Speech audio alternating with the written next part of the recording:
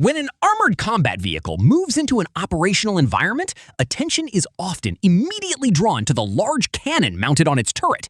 But behind the engine noise, the tracks or wheels pounding across rough terrain, and the 30mm cannon ready to engage, lies a highly complex operational system.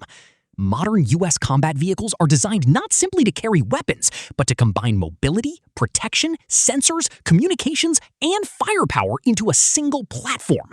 One of the most interesting examples is the Stryker family of vehicles, particularly the M1296 Infantry Carrier Vehicle-Dragoon.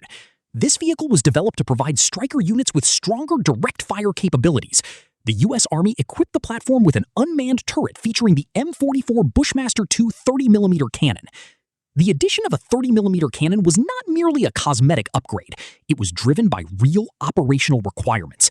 U.S. Army Stryker units in Europe identified a need for greater direct fire capabilities, particularly against lightly armored targets and other battlefield threats. This was where the Dragoon concept gained momentum. The goal was to provide a stronger direct fire capability against armored and protected targets without turning the Stryker into a main battle tank. In other words, the vehicle retained its mobility while receiving a significantly more powerful weapon. A 30mm cannon provides an important difference compared with heavy machine guns previously used on certain Stryker configurations. The larger caliber gives the vehicle greater destructive capability and allows it to engage a wider range of battlefield targets.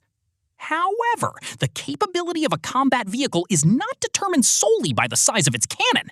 Inside the vehicle, crew members are responsible for operating multiple systems. The driver maintains mobility, the commander monitors the surrounding situation, while the weapons operator controls the observation and weapon systems. This division of responsibilities is extremely important because combat vehicles operate in high-pressure environments. During training or real-world operations, crews must understand orders, maintain communications, observe their surroundings, and keep the vehicle moving according to the mission. One of the advantages of the Dragoon configuration is its use of an unmanned weapons turret. This allows the weapon system to be mounted above the vehicle without requiring the entire turret mechanism to occupy the crew compartment. This approach helps preserve internal space and protection for personnel. From the outside, an armored vehicle may appear to be a simple machine consisting of wheels, armor, and a cannon. In reality, it is much more complicated.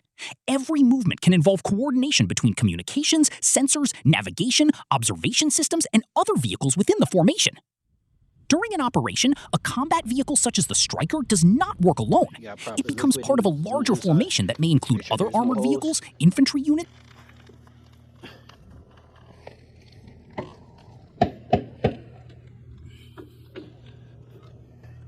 My bad. It's kind of open now.